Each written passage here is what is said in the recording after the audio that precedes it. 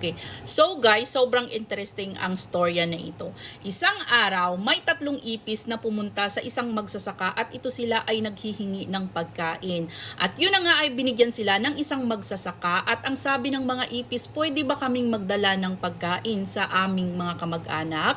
At ang sabi ng magsasaka, okay lang. Pero bago umalis, ang 3 ipis ay nagsabi ang magsasaka na, teka lang, imbis na manghingi kayo ng pagkain para sa pamilya nyo, ay bakit paano na lang kung bigyan ko kayo ng trabaho? Sumagot ang 3 ipis na ano ang trabaho na yun at magkano naman ang aming sasahurin. Ang sabi ng magsasaka, may 4 na klase akong i-offer sa inyong trabaho at ito ay una, sa halagang 3,000 pesos, ikaw ay mag-inform sa aking mga manok na ito ay oras na ng pagkain. Pangalawa, ang sahod ay 5,000 pesos at ikaw ay magbalat ng isang garlic, ahos. At ang pangatlo, sa halaga na 4,000 pesos, ikaw ay tagahabol ng isang butiki sa aking pamamahay.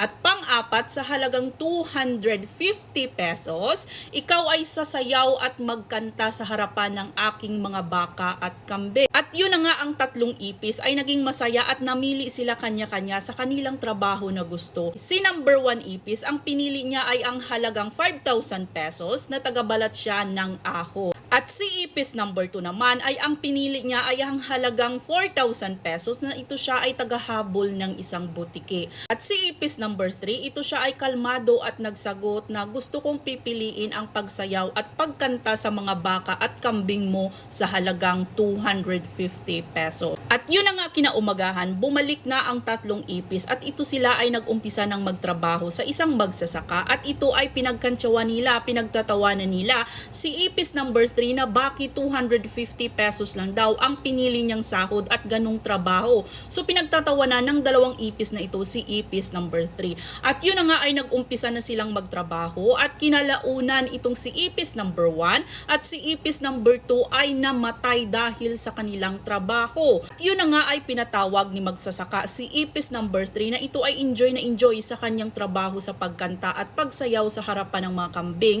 at mga baka. So yun na nga ay tinanong siya ni magsasaka, bakit pinili mo ang pinakamababang sahod na 200 pesos samantala si ipis 1 at si ipis 2 ay ang mga malalaki ang pinili nila.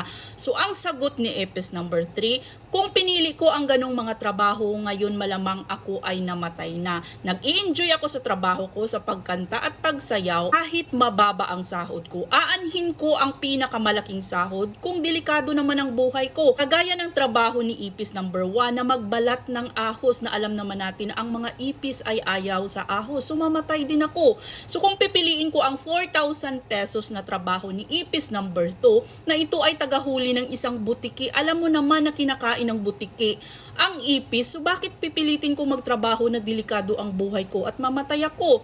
So ang storya dito, ang point dito na kahit gaano natin ka-after ang pinakamalaking sahod kung ito ay illegal at delikado at hindi kaya ng sarili natin at mapahamak tayo kaysa sa trabaho na mababa ang sahod pero safe ka at ito ay hindi pressure, hindi delikado sa buhay mo at for the meantime ay nag-e-enjoy ka. So ngayon, aanhin mo ang malaking sahod kung ito nga ay delikado, di ba? Kagaya wala kang pahinga, pressure. At tama naman talaga si ipis number 3, aanhin talaga natin na mag-after tayo ng pinakamalaking sahod na kung ang katawan natin at buhay natin ang kapalit. Dito tayo sa maliit na sahod, at least happy tayo, healthy tayo, at makapag-ipon din tayo at may sahod din tayo. Diba?